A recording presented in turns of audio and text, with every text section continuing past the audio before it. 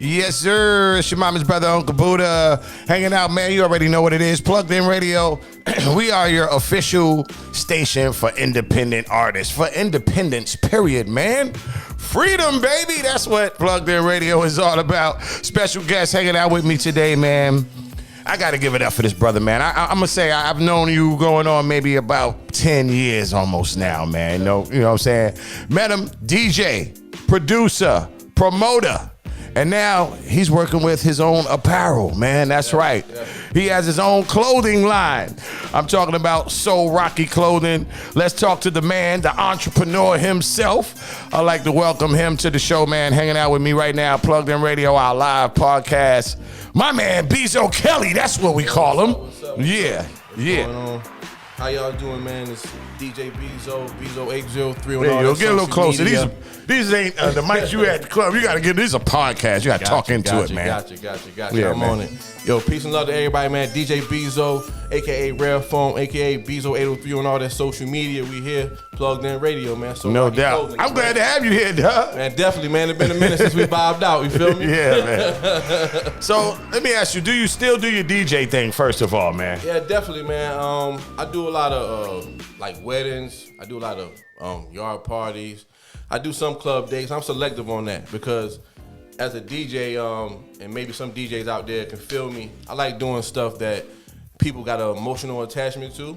So it's less headache and I can get what I want and what I deserve. And you know, I go with club promoters and all that. You know. Right. Sometimes it's, you don't know what you're gonna get at the end of the night if you ain't talk about it first. And yeah. I'm one of them guys that like to talk about it first, so they don't call me a lot. But right. Well, let me ask you this. How do you even have time to DJ with all the stuff you got going on right now? I see you busy, man. So real quick, let's let our listening audience and our viewers know what the hell you been up to, man. I mean, last time I saw you were spinning records. Now you promoting So Rocky Clothing. I'm rocking the T-shirt right now. It's official, and we're gonna talk more about that officialness in a minute. Right. But how did this get started, man? How did this come about? How did the So Rocky line clothing? Well, basically, jump off. You know, all I know is DJing. That's the base of everything. Big shout out to my pops, DJ Al, DJ Effect, anybody from the town that came before me. So that's all I wanted to do, DJ and have events, you know. And really, I'm a serial entrepreneur. Anybody from my town know I done sold everything in Sumter, South Carolina. T-shirts, hats, sneakers, CDs, mixtapes, whatever, you know. So if you see me hustling something, it don't look awkward or it don't look crazy because that's what I do. And when the pandemic hit, all my gigs started getting canceled. And at first I was naive, like, you know, another month or so, you know, this thing will be back rolling, and then more cancel. People want their money back. I'm going through that. So I'm sitting back like, yo, what can I do? What I need to do? I'm home, I'm stuck home. So, you know, everybody who is an entrepreneur, I'm sure, got like a notebook or something with a bunch of ideas, and that's me. And I digged in that book and I said, yo, what is something that I really want to do that I'm going to put my time in now that I got the time? And it was clothing, because I always loved fashion. I'm always a big fan of streetwear.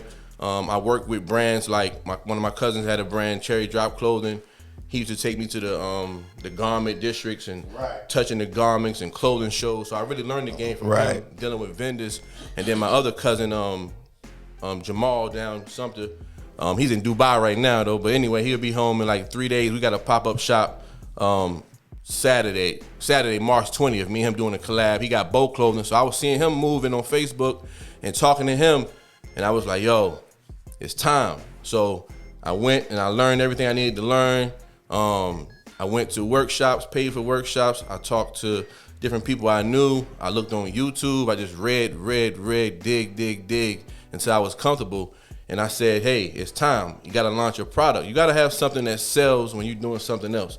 So now I could be DJing doing a wedding and my phone might dang off. I done sold 4 shirts, and that's a beautiful feeling, man. If you've never felt it, you need to get that done. I'm glad you started touching in on some of the stuff you started talking about, because I was about to ask you, you just don't jump in and start a clothing line. I was gonna say, what kind of research did you do? How did you find out how to start making T-shirts and stuff like that? Because when I look at your T-shirts, they're professional, they're packaged, they have your name in the back tag right here in the neck part of it, whereas, you know, when you get shirts off the street and stuff like that, they got the Gildan joint in the back or whatever. Definitely. And I even saved this piece right here.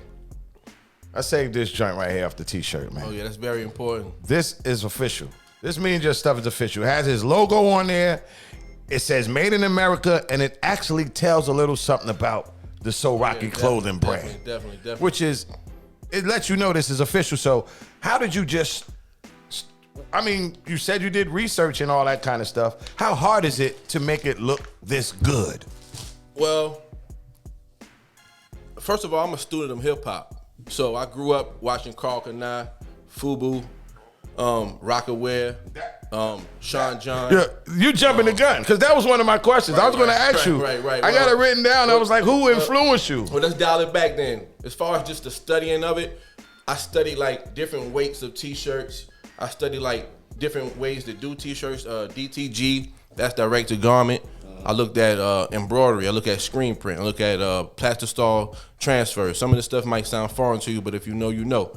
And I started looking at, you know, what got the best profit margin, what don't, what's trending, what's not. How can you tap into the market and really create your own lane? What does a high-quality streetwear tee look like, you know? And that's kind of how I came up with it. And I kind of did a lot of samples, like with my screen print and stuff like that. I got the shirts made, different kind of brands, and it cost me money, but I wanted to do it right. And I'm still perfecting it. But I did, like, I probably make a shirt and I wash it like 6-7 times. Wow. Then I take another shirt, wash it like 6-7 times. And you do that to see the quality. See what happens when I wash it and wash it and will wash it shrink or will it tear up or whatever? Will it tear up? Yeah. You know, because that's smart. You got to do that because, you know, we coming from a small town, a small area.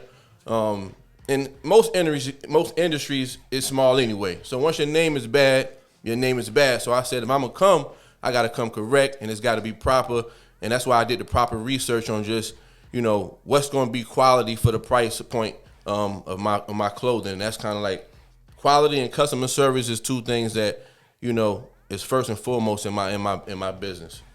And that kind of lets you know how much to sell your stuff for too. Right. You put all that together and you say, this shirt is worth this amount of money. Exactly. Because, you know, you're in the game to make some money, so you got to see, you know, how can you make it the best quality for a certain number and still make you something on the top. And I think I did a good job, man. Oh, yeah. You did an excellent job, my brother. I tell you what, I grew up with a lot of names like you had Used, Damage, you had Fubu, you had Cross Colors back in the days. You remember all that kind of stuff like that? Oh, yeah. So were those some of the brands? What were some of the brands, like you were touching on it earlier, that really influenced you? Delinquent. I don't know if anybody remember that. Yeah. I remember Delinquent. Oh yeah. You gotta know about that. Pele. Woo. Even Tommy Hilfiger. Even though Tommy Hilfiger and Guess, and I'm got a story about Guess, but they weren't streetwear brands, but they crossed over into hip hop and made them streetwear brands. And this tee right here is actually inspired by that old Guess, that old vintage Guess embroidery. If you do your homework on it, that 2-liner, and it's real expensive to make, but people love them, man. It's one of my best-selling T-shirts right here. I'm actually about to restock these joints, so stay tuned for that.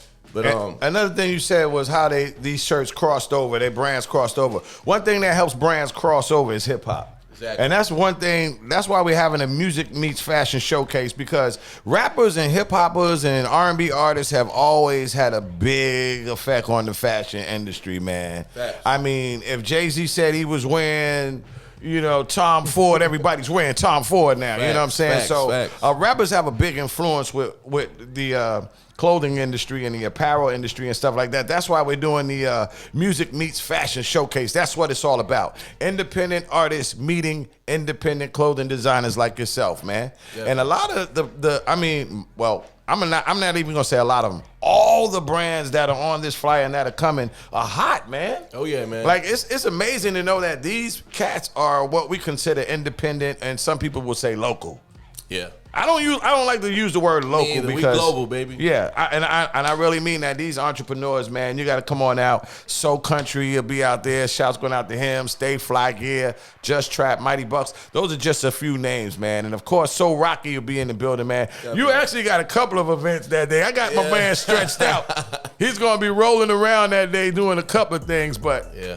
He will be in the building representing. Definitely gonna be there. March man. 20th. It's real heavy. Doors open up at 6 p.m., Facts. 7 p.m. Come through. Showtime starts around 8.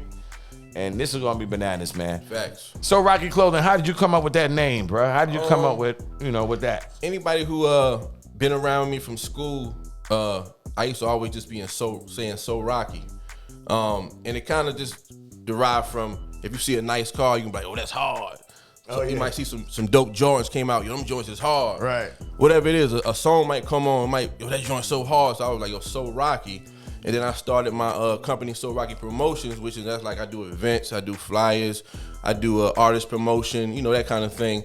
So it was only quite natural. I'm gonna do a street brand to name it So Rocky Clothing, and here we are. Yeah, I like that, man. So Rocky Clothing in the building, hanging out with Uncle Buddah, DJ, producer, promoter. Yep. And now you dabbling into a little bit of management too. You were telling me about an artist that you are rocking with. Why don't you put him out there real quick. One more thing about the clothing brand. Our brand is a streetwear brand, but we're about positivity. We're about entrepreneurship. And one thing we believe is with faith and hard work, you can mold yourself into anything you want to be. Anything, I love that. Anything. I love that, man. I But love that. Yeah, I'm definitely doing that, man. Anybody who know me know I've been working with different artists over the years, and big shout out to all of them. Just to name a few, Pretty Stacks, Young Sneaky, Chrissy Joy, so many artists over the years, even all my music trafficking DJs, PGE family, and all them, and helping out with different campaigns like big shout to Mo Beats, everybody from the city, that's my man. dude. Always in the mix doing something. So my man Creek Sosa, big shout to Creek Sosa. Creek Sosa. You know what's going on. We heavy. He from the town, he doing this thing, man. He already had crazy movement. And I was just watching him. And I was like, he got something. He talking that talk. He looked like it. And I know his body. I know people around him. So I knew it was official tissue and all that. And that still was just me watching. That was me being a fan of the music and just watching. It wasn't even no business at the time. And I did the Black Zack show. Big shout to Big No Driz doubt. and his whole team. That was crazy. Yeah, it was crazy, man. Black Zack, big shout. And Creek Sosa was performing. And he hit me like, yo, I want you to do my set. And I was like, let's do it. I never DJed for him before. I said, let's just throw some songs and, spontaneously get it done. And man, when he pulled up, he looked like a star, man. And that means a lot right now. And he had crowd control. He had his team with him. NME, big shout to all of them, the whole family. Yeah. And they was going crazy. And I was like, he one of them ones. No doubt. Still Creek then, Sosa. Still then, I'm like, I'm still a fan of it. Yeah, Like, and that's dope. and so I seen certain things he was doing, and I was like, he just needs some direction. And I was like, okay, let me chime in. I was just chiming in, just telling him something like, yo, this is what you need to do. And he was like, damn, homie, that's what's up, man. I appreciate it, man. He was like, maybe we can do some management. So I was like, let's just work together first. And we still in the beginning. And if you like how I work, I like how That's you how work. you do it. We keep going. We rock together, We rock man. together. But hey, man, good brother. I know his family and all that. Big shout up? to everybody. He got a new single called Brand New. He got a new mixtape, Humble Beats, on all platforms. Y'all check it out. Creek Sosa, man, official tissue. I rock with him heavy. And we got that hood day in Sumter for Creek Sosa. We giving out free hot dogs, free burgers, free candy, That's chips, gonna be crazy. games for the kids. We had the Red Goes behind Raleigh Ballpark, 3 p.m. on April 11th. That's a Sunday. Y'all pull up, man. It's a positive, family-friendly event. No doubt. And I want to say this, man. Come on out, meet Creek Sosa and a whole lot of the artists that he was just talking about. Friday, Hibbett Sports is the place to be. That's Friday, March 19th. We'll be at the Magnolia Mall at the Hibbett Sports store around 3 p.m. A lot of the artists will be there for the music and fashion showcase. Shouts going out to my brother T. Sly. He'll be up in the building. Lady Nisha be in the building. Shouts going out to Volcanic, to Don. Is that Blue? That boy is on fire right now. He'll be in the building. And of course, So Rocky Clothing. My man Creek Sosa, they're going to come through and stop by as well, man. So it's going to be crazy. We're starting the weekend off, man, at the Magnolia Mall, 3 p.m. It's a big music meets fashion showcase weekend. So we